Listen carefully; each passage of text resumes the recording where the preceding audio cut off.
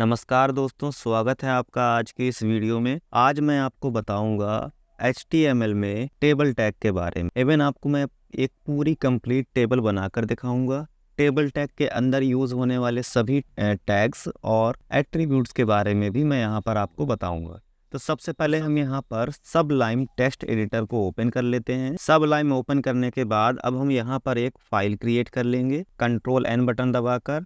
File create करने के बाद अब हम यहाँ पर इस फाइल को कर लेंगे सेव। इसके लिए Ctrl+S बटन दबाएंगे और ये सेव करने के लिए एक बॉक्स आ जाएगा हमारे सामने। यहाँ पर हम फाइल का नाम लिख देते हैं table.html और फिर इसके बाद इसको कर दिया सेव। सेव करने के बाद अब हम यहाँ पर HTML टाइप करेंगे और टैब बटन दबाएंगे। टैब बटन दबाते ही देखिए यहाँ पर HTML का पूरा स्ट्रक्चर सबलाइम ने टाइप कर दिया है। फिलहाल अभी हमें इन दोनों लाइंस की जरूरत नहीं है तो इसको हटा देते हैं और यहाँ पर अब हम टेबल टैग लगाएं। ये हमने देखिए टेबल टैग लगा दिया। टेबल टैग लगा देने के बाद इसके अंदर यहाँ पर दो मेन टैग काम करेंगे जिसकी मदद से आप यहाँ पर रो और कॉलम्स को बना पाओगे। तो इसको समझने के लिए मैं थोड़ी देर के लिए यहाँ पर पेंट को ओपन करता हूँ और आपको समझाता हूँ कि हम TR कब लगाएंगे और TD या TH कब लगाएंगे। ठीक है, तो ये देखिए यहाँ पर मैंने ये पेंट प्रोग्राम ओपन कर लिया है। पेंट प्रोग्राम ओपन करने के बाद इसको थोड़ा सा जूम किए देते हैं और यहाँ पर देखिए एक टेबल हमें बनानी है। तो जैसे मान लीजिए ये हमारी एक टेबल है और इस टेबल में अगर हमें कहीं पर रो बनानी है, रो मतलब एक इस तरह का एक, ठीक है, तो ये हो गई रो। इसको बनाने के लिए हम अपने टेबल टैग के अंदर TR टैग का यूज करेंगे। ठीक है, और जब हमें इस TR के अंदर कुछ कॉलम्स बनाने होंगे, जैसे कि अभी हम बनाकर दिखाते हैं आपको। जैसे एक कॉलम देखिए ये बना दिया, फिर इसके बाद एक कॉलम हमने और बनाना है तो एक कॉलम हमने ये बना दिया। तो ये जो अभी अभी मैंने आपके सामने कॉलम्स बनाए, इन कॉलम्स को बनाने के लिए आप यहाँ पर दो तरह के टैग्स का यूज कर पाओगे। पहला टैग है यहाँ पर TD और दूसरा टैग है TH। TD टैग से आपकी एक नॉर्मल सेल क्रिएट होगी, नॉर्मल कॉलम क्रिएट होगा, लेकिन TH टैग से टेबल का हेडर यहाँ पर डिफाइन होगा। यानी कि TH टैग का यूज करके अगर आप इस तरह से कॉलम्स बनाओगे तो आपके कॉलम्स के अंदर जो भी आपने कंटेंट रखा है वो as a table heading show होगा आपके वेब पेज में। तो चलिए, यहाँ पर उम्मीद है आपको समझ में आ गया होगा। कलर चेंज करते हैं कि अगर आपको यहाँ पर इस तरह का एक रो तैयार करना है तो इसके लिए TR टैग लगाएंगे, और अगर इस रो के अंदर आपको इस तरह से कॉलम्स बनाने हैं तो इन कॉलम्स को बनाने के लिए हम TD या फिर TH टैग का यूज करते हैं। ठीक है, उम्मीद है आपको समझ में आ गया होगा। चलिए चलते हैं अब आपके सबलाइम टेक्स्ट एडिटर में। तो यहाँ पर हमने सबसे पहले TR टैग लगा दिया और TR टैग लगा देने के बाद यहाँ पर TD टैग लगा दिया। सॉरी, TD नहीं, TH लगाते हैं ताकि आपको TH और TD में डिफरेंस भी समझ में आए। TH लगा दिया और इसको डुप्लीकेट करने के लिए Ctrl+Shift+D बटन दबाकर इसको डुप्लीकेट भी कर लिया। ठीक है, अब यहाँ पहले टेबल हेडर में यानी कि TH में हमने यहाँ पर लिख दिया नेम। ठीक है, और फिर इसके बाद दूसरे TH में हमने लिख दिया क्लास। इसी तरह से एक और बना देते हैं, डुप्लीकेट कर दिया। डुप्लीकेट करने के बाद यहाँ पर मार्क्स MARKS मार्क्स लिख दिया। ठीक है, अब जरा इसको सेव करके इसका आउटपुट देख लें। सेव करने के लिए Ctrl+S बटन दबाया और राइट क्लिक करके ओपन इन ब्राउजर कर दिया। ये देखिए यहाँ पर नेम, क्लास और मार्क्स लिखकर आ रहा है। ठीक है, इसको इधर लगा लेते हैं और इसको यहाँ लगा लेते हैं। ठीक है, ये अभी देखिए यहाँ पर टेबल तो बन गई है लेकिन इसका बॉर्डर शो नहीं हो रहा, तो हमें यहाँ पर टेबल टैग के अंदर एक एट्रीब्यूट लगाना होगा बॉर्डर नाम का, और उसकी वैल्यू कर देनी होगी कोई भी नंबर जो आप पिक्सल में देना चाहो। तो मैंने यहाँ पर 2 पिक्सल कर दिया। सेव किया, सेव करके यहाँ पर आकर रिफ्रेश किया तो देखिए टेबल के चारों तरफ अब बॉर्डर भी बनकर आने लगा है। ठीक है, अब हम क्या करेंगे कि एक TR और बनाएंगे। एक TR और बनाया और TR बनाने के बाद यहाँ पर अब हम लगा देंगे TD और इस TD के कुछ डुप्लीकेट्स तैयार कर लेंगे। और यहाँ पर पहला नेम हमने प्रोवाइड कर दिया राहुल, फिर दूसरा में हमने क्लास डिफाइन की है तो क्लास यहाँ पर रख देते हैं 10th। ठीक है, और मार्क्स यहाँ पर रख देते हैं इतने। ठीक है, इसको करते हैं सेव। सेव करने के बाद यहाँ पर रिफ्रेश किया तो देखिए यहाँ पर हमने जो TH से बनाया है उसका फॉन्ट देखिए आप थोड़ा सा बोल्ड, और जो हमने TD से कॉलम बनाया है उसका फॉन्ट देखिए आप यहाँ पर थोड़ा सा लाइट है। ठीक है, उम्मीद है आपको वीडियो पसंद आई होगी। इसे लाइक करें, कमेंट करें और शेयर जरूर करें। आगे क्या इसमें यहाँ पर बताते हैं। हमने यहाँ पर टेबल टैग सीख लिया, TR सीख लिया और TH और TD भी सीख लिया। इसके साथ साथ यहाँ पर हम अगर टेबल में कोई हेडिंग डिफाइन करना चाहते हैं ऊपर, यानी कि पूरे टेबल के लिए कोई कैप्शन या टाइटल डिफाइन करना चाहते हैं, तो हम यहाँ पर एक कैप्शन टैग का यूज कर सकते हैं। कैप्शन टैग से आप टेबल का टाइटल डिफाइन कर सकते हो या टेबल के लिए कैप्शन डिफाइन कर सकते हो। जैसे मैंने यहाँ पर लिख दिया स्टूडेंट रिपोर्ट, इतना करके सेव किया। सेव करने के बाद रिफ्रेश, तो ये देख सकते हैं आप यहाँ पर स्टूडेंट रिपोर्ट ऊपर लिखकर आने लगा है टेबल के। ठीक है, तो आप इस तरह से कैप्शन टैग का यूज भी कर सकते हो अपने टेबल टैग के जस्ट नीचे। ठीक है, अब इसके बाद यहाँ पर अब हम सीख लेते हैं टेबल टैग के अंदर के कुछ एट्रीब्यूट। जैसे कि सबसे पहला एट्रीब्यूट तो यहाँ पर आ जाएगा बीजी कलर। एक एट्रीब्यूट तो मैंने आपको बता दिया है बॉर्डर, इसका यूज करके आप टेबल के चारों तरफ बॉर्डर लगा सकते हो। बीजी कलर एट्रीब्यूट का यूज करके आप टेबल के अंदर बैकग्राउंड कलर सेट कर सकते हो। जैसे मैंने यहाँ पर येलो कलर प्रोवाइड कर दिया। अब इसके बाद अगर मैं सेव करके यहाँ रिफ्रेश करूंगा तो देख सकते हैं आप टेबल में येलो कलर फिल हो चुका है। ठीक है, तो उम्मीद है आपको बीजी कलर भी समझ में आ गया होगा। अब अगला एट्रीब्यूट हम आपको दिखाते हैं हाइट। हाइट एट्रीब्यूट की मदद से आप टेबल की हाइट डिफाइन कर सकते हो। जैसे मुझे यहाँ पर 200 पिक्सल की हाइट चाहिए अपनी टेबल की, तो मैंने 200 पिक्सल यहाँ प्रोवाइड कर दिया और इसके बाद किया सेव। फिर यहाँ पर आकर रिफ्रेश, तो ये देख सकते हैं आप टेबल की हाइट यहाँ पर इंक्रीज हो चुकी है। ठीक है, इसी तरह से यहाँ पर एक और एट्रीब्यूट काम करता है विथ, और विथ एट्रीब्यूट लगा देने के बाद अब आप डिफाइन कर पाओगे कि आपको अपनी टेबल की विथ कितनी रखनी है। तो मैंने यहाँ पर टेबल की विथ कर दी 300 पिक्सल। अब इसको सेव किया, सेव करके यहाँ रिफ्रेश किया, तो ये देख सकते हैं आप टेबल की विथ भी यहाँ से इंक्रीज हो गई। टेबल विथ इंक्रीज होने के बाद अब आप यहाँ पर थोड़ा सा और डिफरेंस कर सकते हो TH और TD के बीच में। TH की मदद से हमने जितने भी सेल्स बनाए हुए हैं या कॉलम्स बनाए हुए हैं उनका अंदर का कंटेंट देखिए सेंटर अलाइंड है और बोल्ड है। लेकिन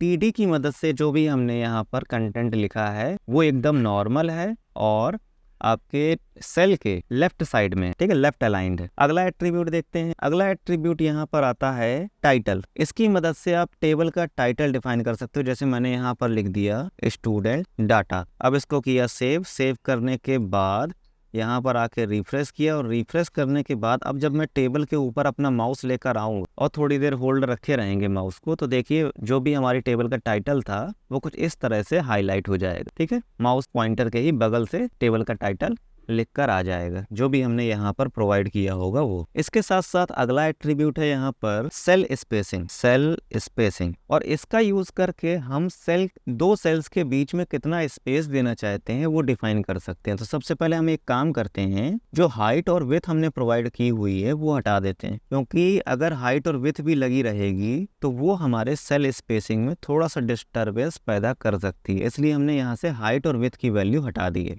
ठीक है, और पहले इसको आप नॉर्मल करके एक बार रिफ्रेश कर देते हैं। देखिए ऐसा आउटपुट है। और इसके बाद अब हम यहाँ पर सेल स्पेसिंग प्रोवाइड कर देंगे 40 पिक्सल। अब इससे होगा क्या, सेल्स के चारों तरफ 40 पिक्सल का स्पेस आ जाएगा। अब इसको देखिए सेव किया और यहाँ से रिफ्रेश किया, ये देखिए एक सेल ये है, एक सेल ये है, और इन दोनों सेल्स के बीच में 40 पिक्सल का स्पेस है दोनों तरफ से, चारों तरफ से करेगा। ठीक है, नेक्स्ट है यहाँ पर सेल पैडिंग। और सेल पैडिंग की मदद से हम यहाँ पर सेल का कंटेंट जैसे यहाँ नेम लिखा हुआ है और सेल का बॉर्डर, इसके बीच का स्पेस मैनेज कर सकते हैं। जैसे अभी हम सेल स्पेसिंग को थोड़ा सा कम किए देते हैं, 5 पिक्सल कर दिया सेल स्पेसिंग, और इसको सेव करके जरा आउटपुट दिखा दें, ऐसा आ रहा है। अब इसके बाद सेल पैडिंग की वैल्यू अगर हम यहाँ पर कर देते हैं 20 px और अब इसको सेव करेंगे, तो अब ये जो आप यहाँ पर कंटेंट देख रहे हो ना टेबल का कंटेंट और के चारों तरफ का बॉर्डर, यानी कि ये जो सेल है इस सेल में जो नेम लिखा हुआ है और इसका इस सेल का जो बॉर्डर है इसके बीच का स्पेस यहाँ से मैनेज होगा। ये देखिए ये नेम और इसके बॉर्डर का स्पेस, ये इतना स्पेस यहाँ से लेकर यहाँ तक बढ़ चुका है। ये हुआ है सेल पैडिंग की वजह से। ठीक है, कहने का मतलब सेल स्पेसिंग के यूज से सेल के चारों तरफ स्पेस आता है और सेल पैडिंग के यूज से सेल के अंदर स्पेस आता है। ठीक है, फिर इसके बाद एक अगला एट्रीब्यूट है अलाइन, और अलाइन एट्रीब्यूट की मदद से हम अपने पूरे की पूरे टेबल को अलाइन कर सकते हैं। तो इसके लिए सबसे पहले हम लगाएंगे अलाइन, और अलाइन एट्रीब्यूट की वैल्यू आप यहाँ पर देख सकते हैं कि अभी ये जो आपका टेबल है, पैडिंग और स्पेसिंग हटा दें फिर दिखाते हैं। अभी देखिए जो आपका टेबल है वो आपके वेब पेज में लेफ्ट साइड पर अलाइंड है। ठीक है। तो और अलाइन एट्रीब्यूट करने के बाद अगर हम यहाँ पर राइट वैल्यू दे देते और सेव करके इसको रिफ्रेश करते हैं तो अब आपकी टेबल देखिए वेब पेज के राइट साइड में चली गई है, ठीक है। और अगर हम राइट की जगह पर सेंटर वैल्यू प्रोवाइड कर दें तो आपकी टेबल आपके वेब पेज के सेंटर में आ चुकी है।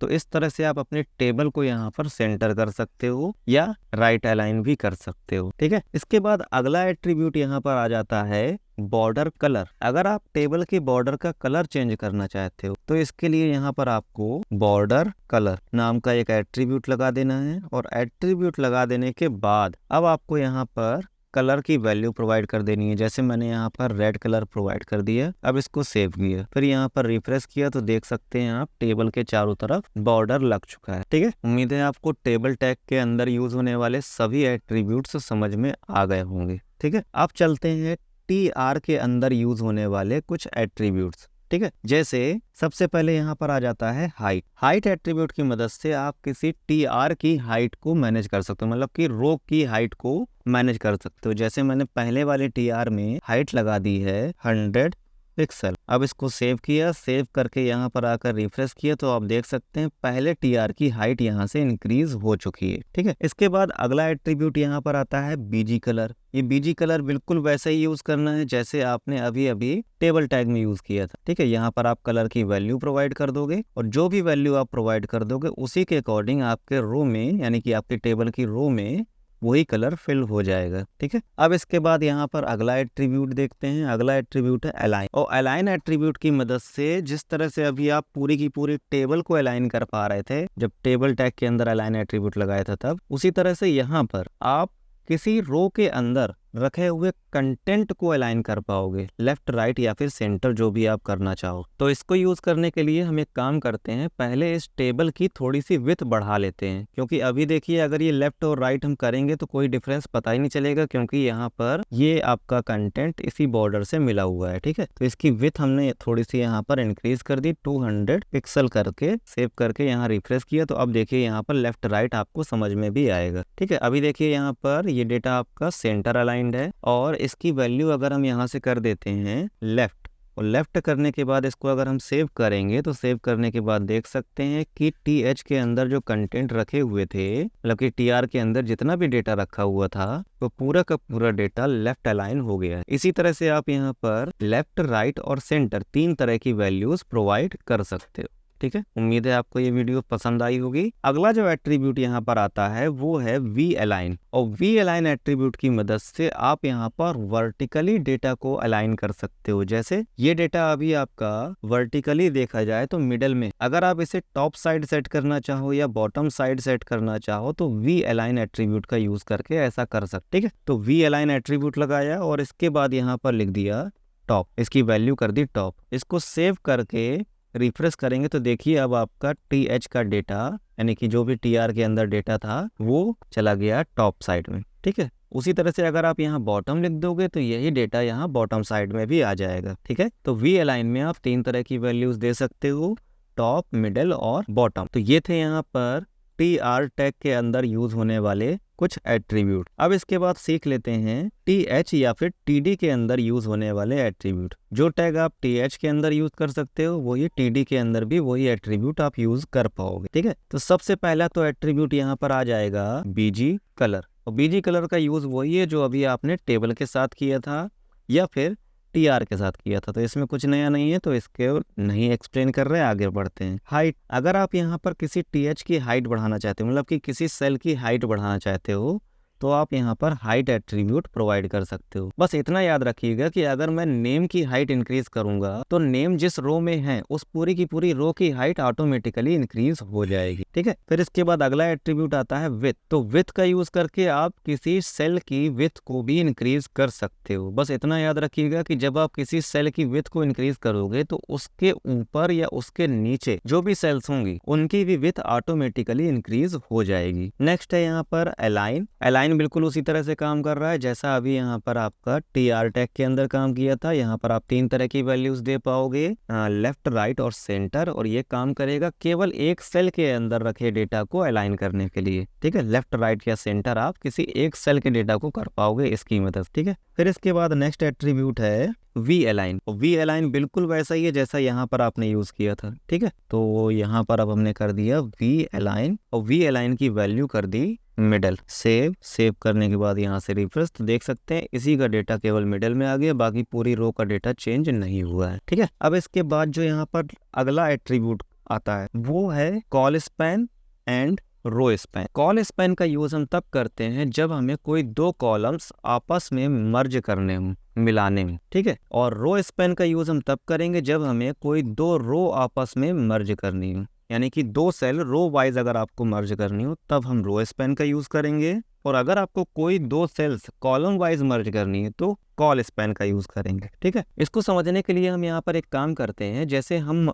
चाहते हैं कि ये जो 10th लिखा हुआ है ये, और ये जो 45 लिखा हुआ है इन दोनों सेल्स को मिलाकर हमें एक सेल बनानी। तो ये दोनों सेल ये दूसरे कॉलम पे है और ये तीसरे कॉलम पे है, कॉलम वाइज इन दोनों को मिलाना है हमें। इस वजह से हम क्या करेंगे, पहले कॉलम पे जो सेल है उस सेल पे जाएंगे, उस टीडी पे जाएंगे, तो यहाँ 10th पे हम जाएंगे, इस पर हमें ये नहीं लगाना है, मतलब 445 जहाँ लिखा है यहाँ पर हम कॉल स्पैन नहीं लगाएंगे, हम कॉल स्पैन लगाएंगे इसके जस्ट पहले वाली सेल में, जो ऊपर ये है। तो अब हम यहाँ पर आकर लिख देंगे कॉल स्पैन, और कॉल स्पैन करने के बाद यहाँ पर कोई वैल्यू देनी हो तो वैल्यू हम वही नंबर प्रोवाइड करेंगे जितनी सेल्स को हमें मर्ज करना है। जैसे यहाँ पर देखिए दो सेल मर्ज हो रही है, पहली सेल ये और दूसरी सेल ये, इस वजह से हम इसकी वैल्यू कर देंगे 2, और वैल्यू 2 करने के बाद अब हमें इसके बाद वाला टीडी बनाने की कोई जरूरत नहीं। ठीक है, इस टीडी को अब हम हटा देंगे और फिर कर देंगे सेव। सेव करने के बाद जैसे ही हम इसको रिफ्रेश करेंगे तो अब आप देख सकते हो कि यहाँ वाला जो टीडी था वो गायब हो चुका है, और इस वाले टीडी की जो विड्थ थी वो दोनों टीडीज मिलाकर हो गई है, यानी कि ये अकेला टीडी अब दो टीडीज के बराबर हो चुका है। ठीक है, अब अगर आपको यहाँ पर दो सेल्स आपस में मर्ज तो करनी है